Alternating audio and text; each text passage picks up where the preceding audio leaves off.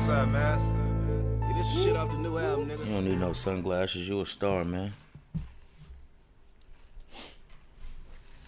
So, welcome back to the Blockumentry. We're here with Ad Money, and we are about to learn what the HD was like in the 90s pre-Smash. Tell us a little something about that. Yeah, man. The 90s pre-Smash, man. Hey, man, first of all, thanks for having me back. Just want to express that. But 90s pre-Smash, yeah, man. When we first came out here, first got to the desert, right? It was like there was no police out here. You feel me? Like you would drive around, you feel me, and you know you could hit the spots, and even the spots that I'm saying was active. It was like there was no police out here. You feel me? So it was them niggas was doing whatever they wanted. LA niggas was doing whatever they wanted. The police used to be on some like cops and robbers shit, like on some Barney Fife shit for real. Gomer Pyle, man. Like it was crazy because see, you know, I was always running with older cats, right? So unfortunately, I had the pleasure of being in 2 or 3 of those early 90 raids. Them early 90 raids wasn't nothing nice. They used to come super deep and they were clowning. You know, they were straight clowning. But they wasn't moving fast like how, you know, the police move now. You know, they was coming around and on like some Cowboys and Indian shit, you feel me? Like they would surround the whole spot and get on the loudspeaker and be like, this is the sheriff's department, come out with your hands up type shit. Time them niggas got in the house, man, niggas done flushed everything. Niggas done shit smoked it by the time they came inside. Cause wasn't nobody doing all that come out with your hands up shit. You feel me? And they was taking hella long to come in. I seen that happen 2-3 times. One time I was in Big Earl spot. And they raided like that and they surrounded the whole spot and came in. By the time they came in, all they found was a clogged up toilet, you feel me? But anyways though, yeah, man, you know, the 90s, them niggas was doing whatever they wanted to do. And I remember being in high school, you know, because me and my partner Lou, we had gotten the game in high school. You know, I took my little PlayStation and he took his Super Nintendo. And we went and sold it to somebody for like a half or something, half an elbow or something. And, you know, that's how we got in the game. And, you know, we was moving different, you know, so, you know, we was doing our little tree movement. And I always, you know, dealt with the older cats anyway. So I knew the older cats. I was going around spot to spot and stuff like that. And that's how I started meeting dudes, you know, and seeing dudes, you know. And like, so like one of the main dudes in the 90s, you know, Cowboy, you know, I used to do a lot of business and go to a lot of Cowboy spots, and I would see people, you know, the older cats and stuff like that at his spots. You feel me? So what made him such a big player in the game? And Cowboy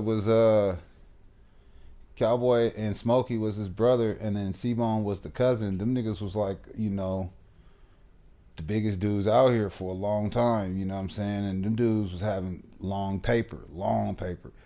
You know what I'm saying? I mean, them cats was for real. I mean, I think Cowboy and them, when they was doing the most, and this is just what I know about in this area. I know they was OT with it. Them niggas was probably in down in the city with it. I don't know, you feel me? But I know they probably had at least 6-7 spots that I knew of open at one time, you know, pumping all at one time. You know, he had different dudes running different locations, you know. You talking about back when Jackrabbit, he had this cat out here named Jackrabbit from Hoover. I forget which Hoover block specifically he from, but I know he from Hoover. He a groove for sure.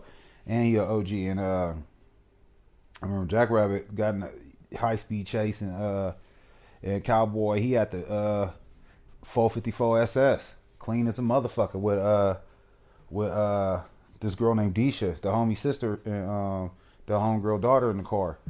And they got in a high speed chase and shit, and he lost the control of the car. He went to jail. But that was just one of Cowboy's cars. Like, he used to let his niggas drive his cars all the time.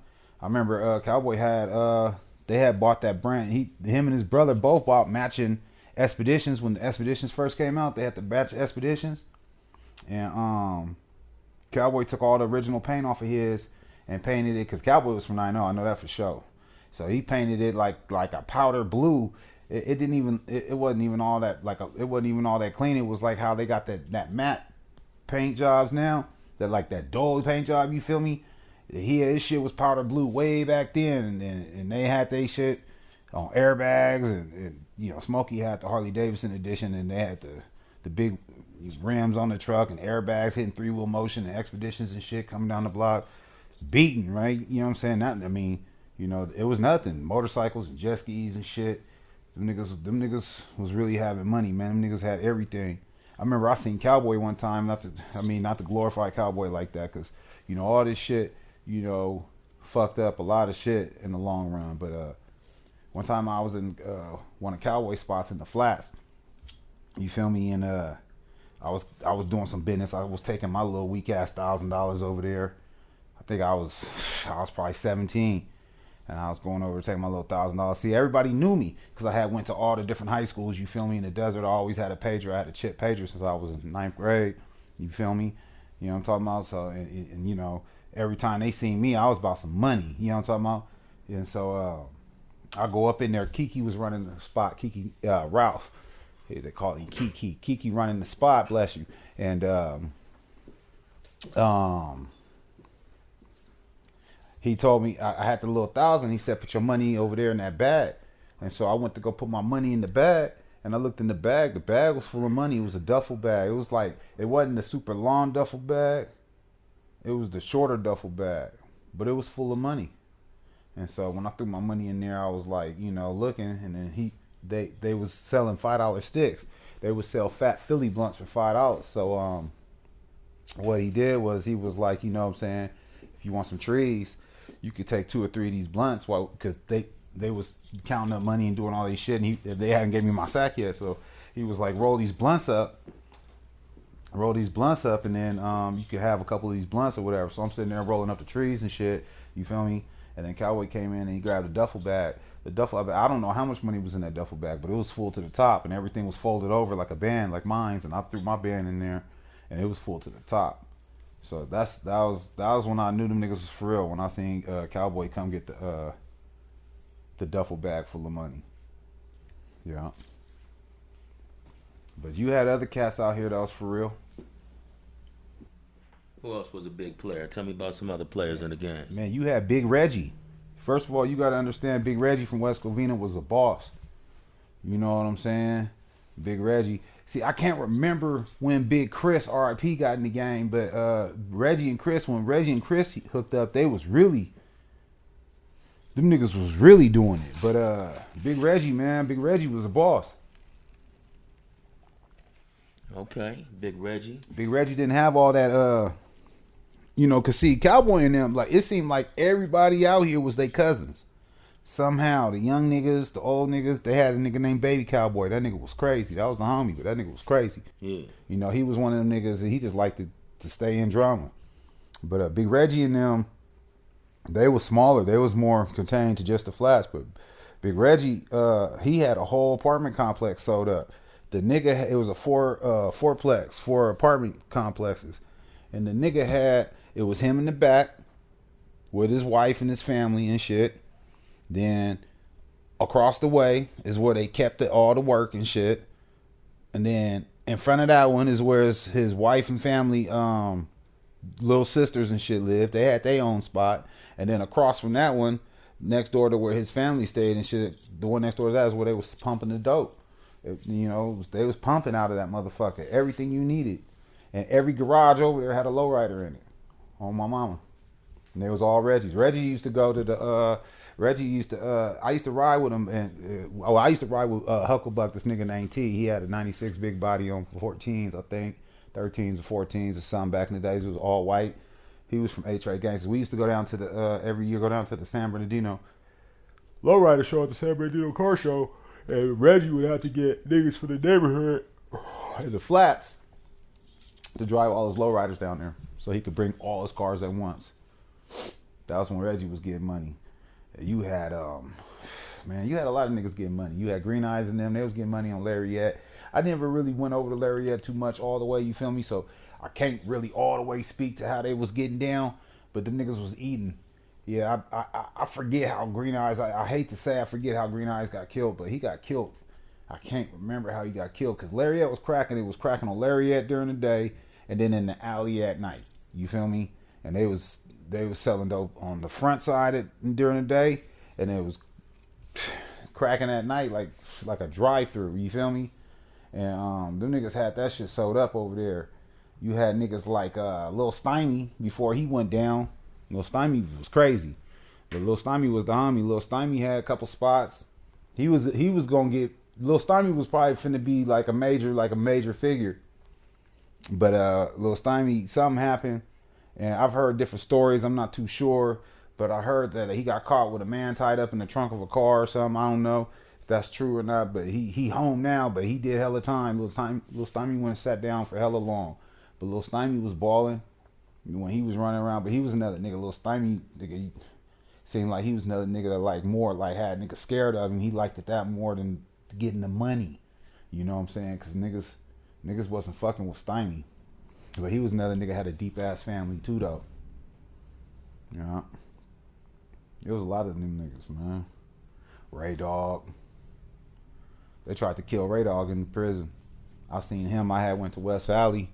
I was doing a violation or something, and I ran into Ray Dog. We was going to court, and Ray Dog was on the same bus, and they had gave him $150, cut the whole side of his face, man. And that nigga was a big nigga too. But it seemed like they was always hating on Ray Dog and Mac. So out of all these cats, who you say was the biggest? Who had the most? Who was the top dog out of all the cats you just named off? I don't know. I mean, because you had Hub too. You had Hub. He was getting money. Hub and them was getting money. But I would probably have to go back to Cowboy and Smokey and them because you never knew. Because they was out of state and everything. I don't know how big their empire really was. You know, I know they had spots on one side Apple Valley. They had spots on another side Apple Valley. They had spots in Victorville. You feel me? So I mean, I would have to say Cowboy and Smokey and them. You know what I'm saying? They was getting the most money. For real. And then, you know, all that shit started changing though. Because them niggas started shooting each other in the head and shit. It was a moment in time when it seemed like everybody that got shot in the head out here, man. And nobody was getting caught.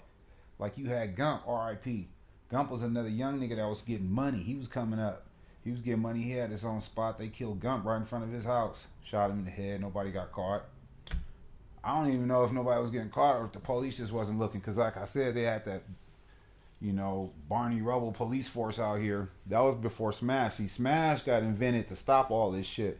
And they did the Operation Desert Heat and all that. We're going to have to talk about that next time. But see, Smash, people don't know Smash stands for the Sheriff's Movement Against Street Hoodlums. That's what Smash stands for. And they created Smash just to shut this shit down because it was too much. Niggas was getting popped up. I mean, you know, you had the mob. It'd be like with Sergio and Omar would come around. Omar was Sergio Sicario. Omar was Sergio Hitter. Omar come with Sergio. Yeah, you was doing what they was talking. You was doing what they was asking. Whatever they was talking about, you was doing it. You feel me? Cause them niggas was busting heads. Them niggas was busting heads. But you had hella niggas. You had Bullock, rest in peace. Bullock was getting money out here. You know what I'm saying? He was doing his thing too. You know what I'm saying? So it's a lot of niggas to name off, man. But when Reggie and them was balling on, I know this for a fact. When Reggie and them was balling, it would be between Reggie and Cowboy, man. Cause Big Reggie and them, man, they was inventing their own shit. They was making the shit. So, but anyways, though, it's just too much. It's too much to talk about, man. It's too many stories to tell. But we're going to have to talk about next time though is Smash and Operation Desert Heat. Cause that's how they stopped all that niggas. Them LA niggas was doing what the fuck they wanted to do, and they was getting away with murder until they did that Operation Desert Heat shit and invented Smash. And see, you know, I was right there watching, you know what I'm saying? So I mean, you know, I saw a lot from the outside looking in. You feel me? Yeah, gotta give him that part 3, update him, keep this thing going for him. Yeah.